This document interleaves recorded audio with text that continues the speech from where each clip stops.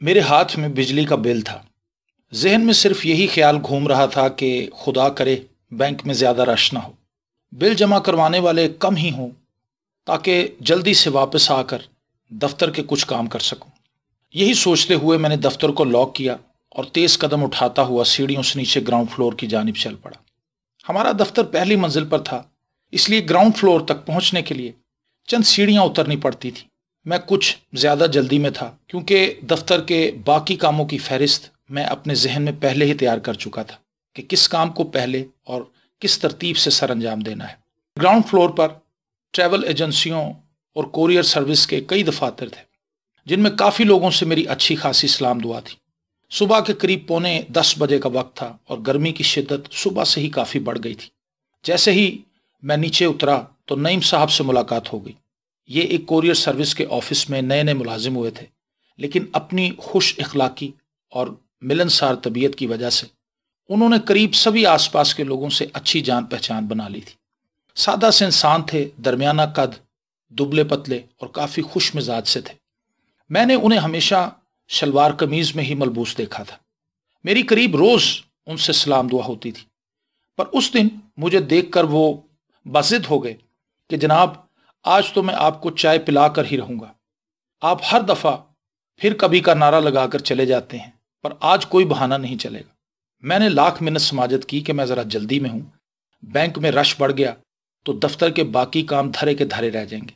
چلیں اتنی سہولت تو دیجیے کہ میں پہلے بل جمع کرواؤں، واپسی پر آپ کے پاس چائے کے لیے حاضر ہو جاؤں گا۔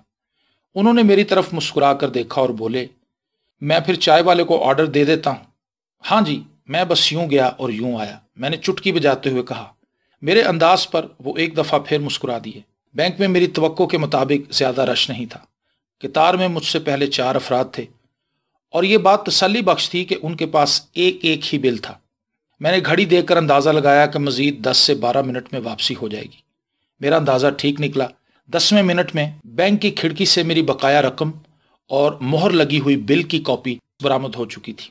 میں نے رقم گن کر تسلی کی، بل پر بینک کی مہر کو دیکھا، بینک کیشیئر کا شکریہ ادا کیا اور تیز قدم اٹھاتا ہوا دفتر کی جانب چل دیا۔ ہمارے پلازے اور بینک میں صرف 2 عمارتوں کا فاصلہ تھا۔ میں چند ساعتوں میں بینک سے نعیم صاحب کے دفتر پہنچ گیا، لیکن یہاں کا منظر دیکھ کر میرے پیروں تلے سے زمین نکل گئی۔ چائے والا لڑکا اور شفیق صاحب، جن کا دفتر نعیم صاحب کے بالکل ساتھ تھا، نعیم صاحب کو اٹھا کر ان کے دفتر میں لے جا رہے تھے۔ نعیم صاحب کا جسم بالکل بے جان ہو چکا تھا۔ کیا ہوا؟ میں نے حیرت سے شفیق صاحب کی طرف دیکھا۔ پتہ نہیں جناب، میں تو سگریٹ پینے باہر نکلا تھا کہ میں نے انہیں اپنا سینہ ملتے ہوئے دیکھا۔ اس سے پہلے کہ میں انہیں پکڑتا یہ زمین پر گر گئے۔ میرے خیال سے تو ان کی موت ہو گئی ہے، چائے والے نے نبض دیکھتے ہوئے کہا۔ میرے سامنے ایک بے جان وجود پڑا تھا۔ میز پر چائے کے 2 کپ پڑے تھے، جس میں سے ایک میرا اور دوسرا نعیم صاحب کا تھا۔ شفیق صاحب کے فون پر 1122 والے چند منٹوں میں پہنچ گئے۔ انہوں نے نعیم صاحب کی موت کی تصدیق کر دی۔ چند منٹ کے وقفے کے اندر ایک جیتا جاگتا، خواہشات اور تمناؤں سے بھرا ہوا انسان بے جان گوشت کا ڈھیر بن چکا تھا۔ چائے تو میز پر پڑی تھی، لیکن اس چائے کو اٹھانے والے ہاتھ اور اس کا ذائقہ چکھنے والی زبان کام کرنا چھوڑ گئے تھے۔ زندگی اور موت میں واقعی ایک قدم کا فاصلہ ہوتا ہے۔ آنے والی گھڑی میں کیا ہوگا ہم نہیں جانتے۔ اس اچانک موت کا سن کر ارد گرد کے دفاتر سے کافی بڑی تعداد میں لوگ جمع ہو چکے تھے۔ سیڑھیاں چڑھتے ہوئے میں سوچ رہا تھا کہ وہ کون سا آدمی ہے جو جیتا ہی رہے گا اور موت کو نہ دیکھے گا۔ مجھے اس دانشمند استاد کی بات یاد آ گئی جس نے اپنے شاگردوں کو پڑھاتے ہوئے اس بات کی تلقین کی تھی کہ مرنے سے 1 دن پہلے خدا سے اپنے سرکردہ گناہوں کی معافی ضرور مانگ لینا۔ اور اس کے ایک شاگرد نے مؤدبانہ انداز میں سوال کیا تھا کہ استاد محترم، ہم میں سے تو کوئی بھی نہیں جانتا کہ ہم کب مریں گے۔ استاد نے مسکرا کر اپنے اس پیارے شاگرد کی طرف دیکھا اور کہا، تو پھر ہمیں آج ہی توبہ کر لینی چاہیے۔